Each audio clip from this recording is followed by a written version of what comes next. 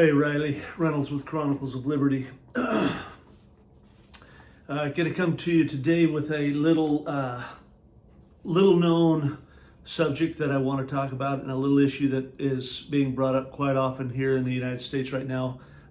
Just recently, a Democrat congressman brought it up, that of civil war, and this concept that I've mentioned in other videos, but this one I want to take from a different angle, and I want you to put the hate away, put the ignorance away, put the skepticism away for just a minute. Let me go through this.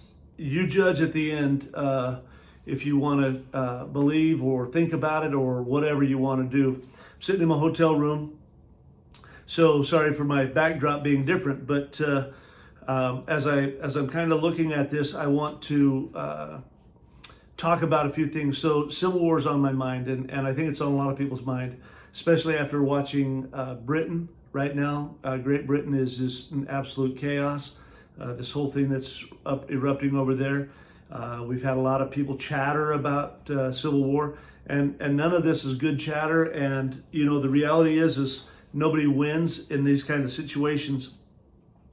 But I want to take you from a different perspective. And so when I said the haters and the whatnot, the suspect, I'm going to talk about Joseph Smith for a minute.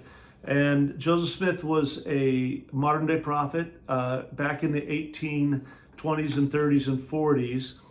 And Joseph Smith had a prophecy. And this prophecy was given on December 25th, Christmas Day of 1832. And you can find this online, you can find it anywhere, but you can also find it in the Doctrine and Covenants, which is another book of record that we have. And it says this: "Verily thus saith the Lord, concerning the wars that will shortly come to pass, beginning at the rebellion of South Carolina, which will eventually terminate in the death and misery of many souls. And the days will come that war will be poured out upon all nations, beginning at this place." Okay, so if you recall from history, right, and granted, maybe they don't teach any of this in history anymore, but the Civil War began at Fort Sumter in the Charleston Bay of South Carolina. And it began roughly 20 years after, it was 4:30 a.m. to be exact, on April 12th of 1861, so almost 30 years after Joseph Smith made this prophecy. And the reason was South Carolina refused to pay the tariffs that the Fed government was trying to impose upon them again. So it's an issue of taxation, right? And so when this happened, and this marked the beginning of the Civil War in 1861. So okay, that's documented. That's solid. Okay, there's no refuting that. Now, I want to go to another source about the second Civil War that will actually occur in the country, and this one is not in our scripture. It's actually recorded in the A. Milton Musser papers. It's in the archives. It was recorded in several journals, but it wasn't canonized as scripture. And this journal entry was made by Noah Packard, and he said he heard in his final speech to the Nauvoo Legion, which was at that time in Nauvoo, Illinois, where the last place the Mormons had settled before they went to Salt Lake City. The Nauvoo Legion was their military, right? It was probably a little bit more than a militia because it was huge. I mean, they had 10,000 troops, or a lot of men mustered to be in this Nauvoo Legion.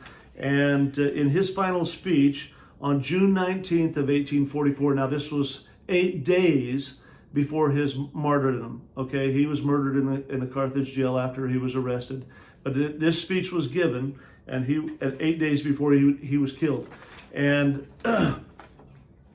this is the thing that I want to read, and this is where it's in a journal entry, and it was written later, so keep it for what it is. But listen, the next Civil War, after the War of Rebellion, would commence in a little town now called Chicago.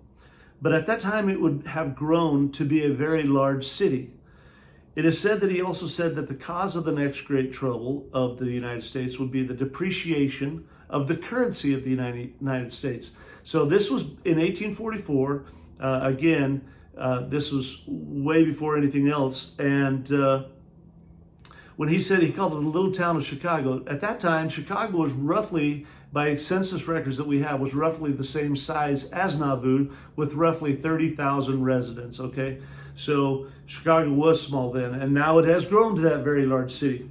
And so why do I bring this up, right? What's the big deal? What's happening next week? Next Monday on August 19th is the beginning of the Democrat National Convention. And this Democrat National Convention is being held where? It's being held in Chicago. And do I think there's going to be a civil war come out of this? Not necessarily. But the Democrats have shown that they care zero about the Constitution, the democratic process. They have anointed Kamala Harris, which shocks me. I mean, it shocks me to the point that, I mean, honestly, I thought it would be Hillary Clinton, to be honest. But here they have these, they've gone ahead and anointed her already. All of the delegates have already said that they will support her. So Joe Biden drops out because he was threatened by the Obamas that they would invoke the 25th. He drops out, puts his support behind Kamala. Kamala is now thing. Now the problem is because they don't care about law, they don't care about order, they don't care about liberty, they don't care about the Constitution.